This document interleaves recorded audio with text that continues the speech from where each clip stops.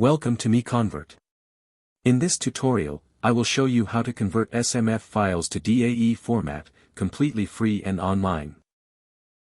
Open your browser and search for SMF to DAE.MiConvert.com.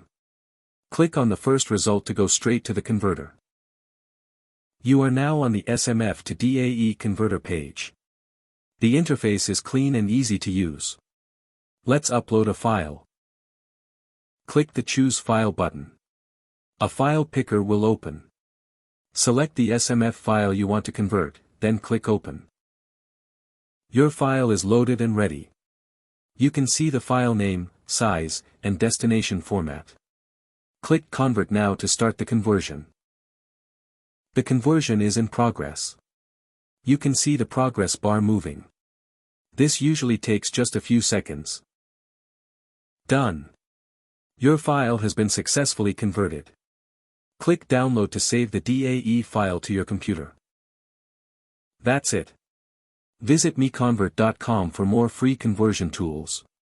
Subscribe for more tutorials. Thanks for watching.